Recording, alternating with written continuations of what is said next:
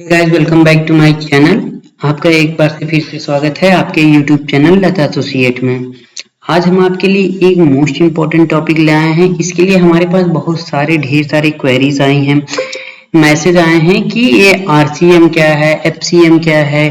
अभी हमारे 54 GST council की मीटिंग हुई थी जिसमें ये चीजें कुछ हाईलाइटेड हुआ है। इसको लेके बहुत सारी चर्चाएं हुई हैं। तो कैसे है, क्या है, मैं आज सारी चीजें आपको क्लियर कर दूंगा। आरसीएम क्या होता है, एफसीएम क्या होता है, कब ये एप्लीकेबल होता है, कब लायबल टू पे होता है, हमारे 54 जीएसटी काउंसिल मीटिंग में क्यों ये हाईलाइटेड पे रहा है, किस वजह से रहा है, उसको भी मैं क्लियर करूंगा। क्या क्या चीजें इसमें दिया गया है, क्या क्या चीजें होगी इसमें। तो अगर आप चैनल पे नए हैं तो वीडियो को पूरा अंत तक देखिएगा, चैनल को सब्सक्राइब करिएगा, वीडियो को ज्यादा से ज्यादा लोगों के पास शेयर करिएगा जिससे ये जानकारी सभी तक पहुंच सके कि क्या है आरसीएम एफसीएम। तो अभी चलते हैं, हम वीडियो को शुरू करते हैं। हम आपको सबसे पहले ले चलते हैं अपने 54 जीएसटी काउंसिल मीटिंग की जो हमारी पीआईबी की न्यूज आई थी, मैं उस पर लेके चलता हूं। इसमें आरसीएम को क्यों हाईलाइटेड किया गया था ये पूरा चीजें भी देख लेता हूं। आरसीएम में एक केस ये पूरा मेरे हमारे पास जो है, ये पूरा जो हमारे जीएसटी काउंसिल की मीटिंग हुई है ये उस पे दिया गया है कि क्या है 54 जीएसटी काउंसिल की मीटिंग की रिपोर्ट क्या रही। मैंने पूरा रिपोर्ट के लिए ऑलरेडी वीडियो डाल दिया है, मैं उसका लिंक डिस्क्रिप्शन बॉक्स में डाल दूंगा, आपको वहां से जाके पूरा वीडियो देख सकते हैं कि 54 जीएसटी काउंसिल मीटिंग में क्या चीजें हुई थी, क्या क्या चीजें बोला गया था। तो सारी चीजें वहां से क्लियर हो जाएंगी। बाकी मैं आपको रिपोर्ट दिखाता हूं जिस वजह से ये अभी भी हाईलाइटेड बना हुआ है। क्या चीजें दिया गया था इसमें, एक सेकंड खुल जाने दीजिए, मैं आपको दिखा रहा हूं। ये दिया गया है। 8th पॉइंट को आप पढ़िए, क्या लिखेगा, renting of the commercial property.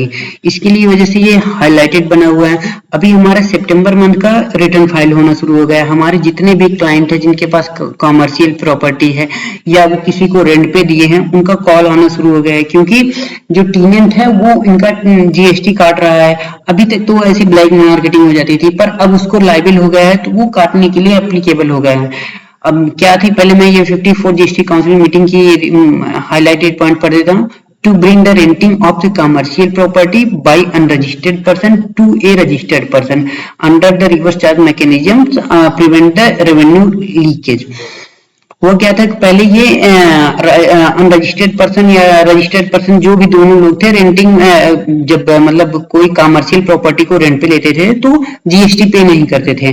लेकिन अब जीएसटी ने इसमें संशोधन करके इसको कमर्शियल प्रॉपर्टी को अगर कोई रेंट पे लेता है तो या देता है तो इसको आरसीएम में हमको अब जीएसटी के टैक्स काटना पड़ेगा और जीएसटी गवर्नमेंट को पे करना पड़ेगा। क्या है, कैसे है, अब आगे मैं आपको समझा देता हूं कि आरसीएम क्या है।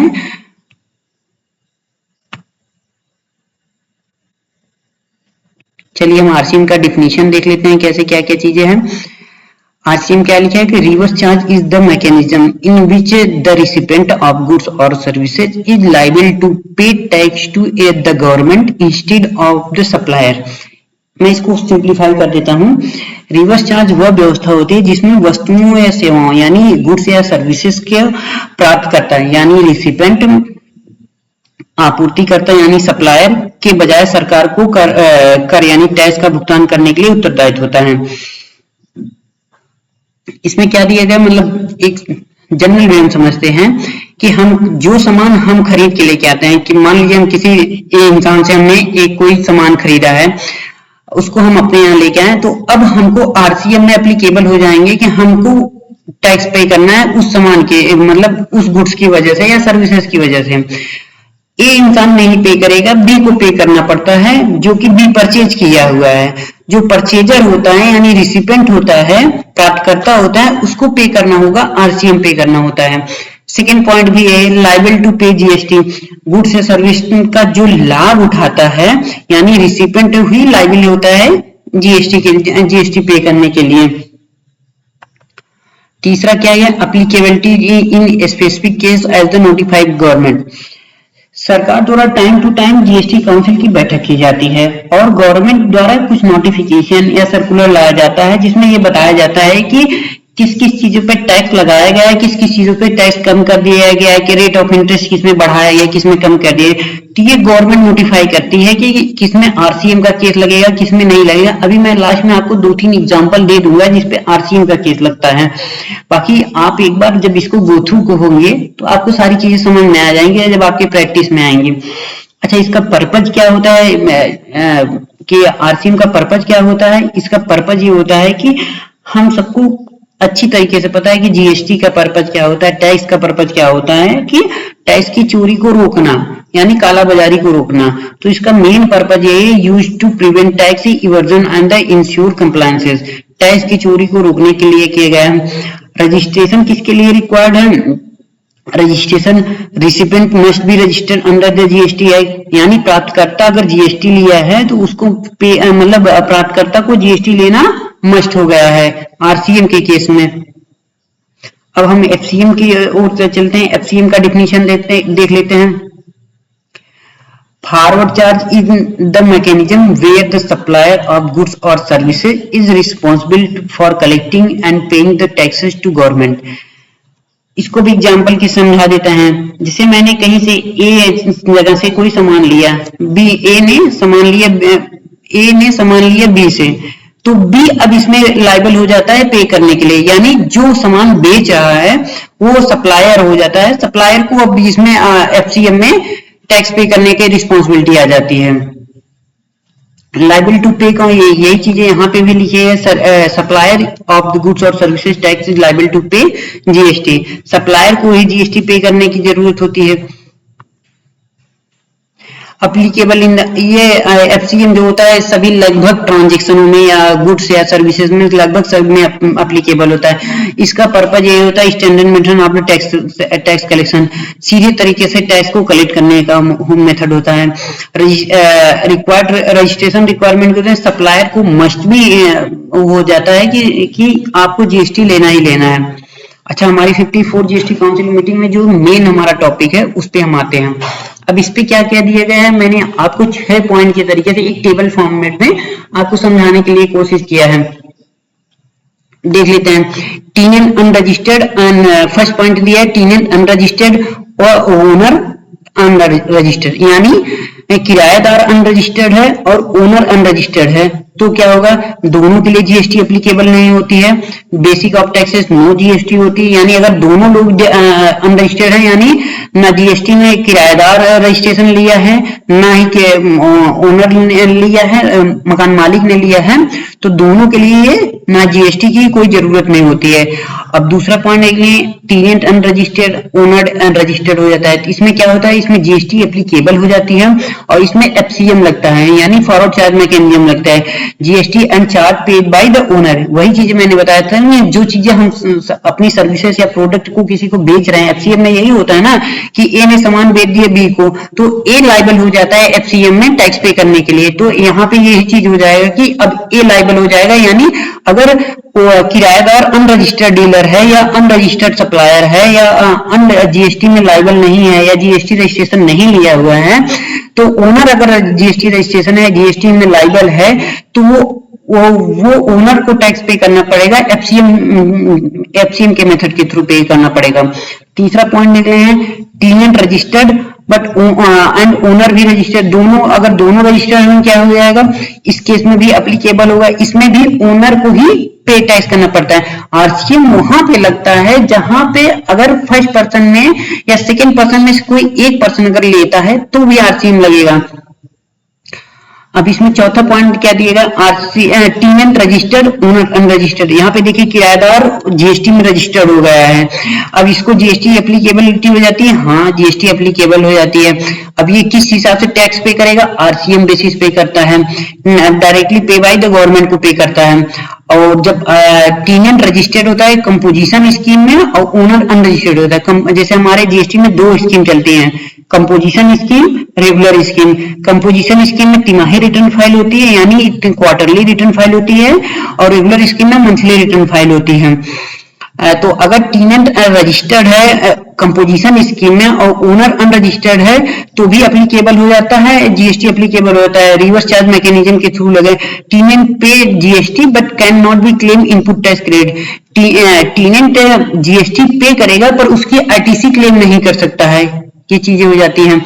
अब तीसरा क्या हो जाता है कि छठा पॉइंट क्या हो जाता है, टीनेंट रजिस्टर्ड रेगुलर में और ओनर अनरजिस्टर्ड है। यहाँ पे तीनों में एक पॉइंट आपको देखने को मिलेगा, ओनर सब में अनरजिस्टर्ड है। एफसीएम में एक बार में ओनर भी रजिस्टर्ड हो रहा था, इसमें भी रजिस्टर्ड हो रहा था, इसलिए एफसीएम लग रहा था। अगर इस दोनों में मतलब एक ही समझ लीजिए, या तो किराएदार को रजिस्टर्ड होना पड़ेगा या तो ओनर को रजिस्टर्ड होना पड़ेगा जीएसटी में, दोनों में से किसी एक को रजिस्टर्ड होना पड़ेगा। अगर दोनों नहीं होते हैं तो जीएसटी एप्लीकेबल होगी ही नहीं दोनों लोग पे। लेकिन अगर एक पर्सन रजिस्टर्ड हो जाता है तो जीएसटी एप्लीकेबल हो जाती है किसी पे। अगर मतलब टीनेंट रजिस्टर्ड है, ओनर भी रजिस्टर्ड है तो एफसीएम लगेगा। टीनेंट रजिस्टर्ड है, ओनर भी, टीनेंट अनरजिस्टर्ड है, ओनर रजिस्टर्ड है, एफसीएम लगेगा। तीसरा पॉइंट हो जाता है कि टीनेंट रजिस्टर्ड है, ओनर अनरजिस्टर्ड है, तब भी आरसीएम लग जाता है। यहाँ पे आरसीएम तभी लगेगा जब एक पॉइंट मतलब कोई एक पार्टी रजिस्टर्ड होगी तो।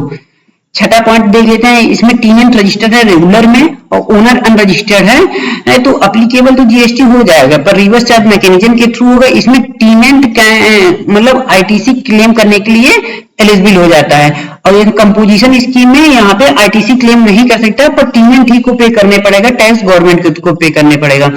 यही सारा चीजें मिला के उसमें दिया गया जीएसटी की, हमारी 54 जीएसटी काउंसिल मीटिंग में यही लाया गया है कि जो अगर कमर्शियल प्रॉपर्टी को कोई रेंट पे लेता है या रेंट पे देता है तो उसको आरसीएम के थ्रू टैक्स पे करना पड़ता है। अच्छा, आरसीएम में कौन कौन सी चीजें आती हैं? आरसीएम में जैसे हम अनरजिस्टर्ड डीलर से सामान खरीदते हैं, जैसे मैंने मोरंग को खरीदा, मोरंग यानी बालू को खरीदा, घर बनाने के लिए जो बालू यूज होती है, कंक्रीट यूज होती है, मैंने कंक्रीट या बालू को खरीदते हैं तो वो अनरजिस्टर्ड डीलर से थे, उसकी तो कोई मैन्युफैक्चरिंग होती नहीं, वो तो नदियों से पहाड़ों से खोदा जाता है। टीनेंट हो गई, जो गिट्टी हो गई, ये सब चीजें अनरजिस्टर्ड डीलर से आते हैं। इसके लिए कौन पे करता है? जिस दुकानदार ने हमको बेचा हुआ है वो दुकानदार लायबिल हो जाता है टैक्स पे करने के लिए बालू का, गिट्टी का। तो यही आरसीएम के केस में आते हैं। अब आरसीएम में एक चीज और आता है, ट्रांसपोर्टेशन का बिजनेस भी आता है। ट्रांसपोर्टेशन के बिजनेस में यानी क्या हो गया, कोई ट्रांसपोर्ट हमारा माल लेके आया, मान लीजिए दिल्ली से माल लेके आया, उत्तर प्रदेश के बनारस सिटी में लेके आता है, तो बनारस में जिसके यहाँ माल वो उतारेगा, जिस पार्टी के यहाँ माल उतारेगा, वो पार्टी ट्रांसपोर्टेशन का टैक्स पे करने के लिए लायबल हो जाती है कि इसीलिए इसको आरसीएम में डाल दिया गया ट्रांसपोर्टेशन को। तो आरसीएम में एक पार्टी पे करेगी, दूसरी पार्टी सामने वाली पे नहीं करेगी जब तक वो जीएसटी में रजिस्टर्ड नहीं हो जाती। अगर वो रजिस्टर्ड हो जाएगी तो एफसीएम के मेथड से लगेगा। वीडियो यही था। बाकी अगर आपको कोई भी डाउट हो तो आप एक बार कमेंट करिएगा।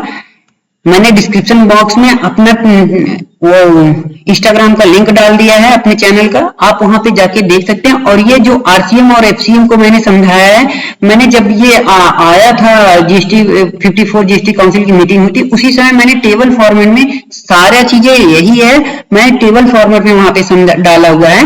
आप वहां पे जाके एक बार देख भी सकते हैं कि क्या चीज है टेबल फॉर्मेट में। अगर आपको समझ नहीं, यहाँ पे नहीं समझ में आता, टेबल फॉर्मेट में समझना है तो टेबल फॉर्मेट में आप जाके वहां पे देख सकते हैं, यही चीजें आपको वहां पे मिल जाएगी। बाकी आप चैनल पे नए हैं तो चैनल को सब्सक्राइब करिए, वीडियो को ज्यादा से ज्यादा लाइक करिए, शेयर करिए। जो भी अगर डाउट हो तो आप कमेंट कर सकते हैं। मैंने अभी जीएसटी पे मतलब अपने चैनल पे कई ढेर सारी वीडियो डाली हैं, तो आप वहां पे जाके देख सकते हैं कि जीएसटी में भी हमारे इनवॉइसेस के लिए क्या आईएमएस आया है, जीएसटी का डेटा अभी हमारा मतलब डिलीट हो रहा था तो एडवाइजरी आई थी, आर्किवल आया था तो उसके लिए डाला है, फिर रेट्रो स्टेशन आया है, मैंने उसकी पे वीडियो डाला है, इनवॉइस मैनेजमेंट सिस्टम पे डाला है, 54 जीएसटी काउंसिल मीटिंग पे ये मैंने वीडियो डाला है, अभी हमारी नई पेंशन स्कीम आई यूनिफाइड पेंशन स्कीम, मैंने इस पे भी डाला है वीडियो। उद्यम रजिस्ट्रेशन हम लोग कराते हैं, उद्यम रजिस्ट्रेशन के क्या क्या बेनिफिट होते हैं मैंने उस पे भी डाला है वीडियो। तो आप एक बार जाके चैनल पे वीडियो को सारा देख सकते हैं, जो भी वीडियो आपको समझना है वो देख सकते हैं। बाकी अगर आप चैनल पे नए हैं तो चैनल को लाइक करिएगा, सब्सक्राइब करिएगा, ज्यादा से ज्यादा लोगों को शेयर करिएगा। वीडियो देखने के लिए धन्यवाद, थैंक यू।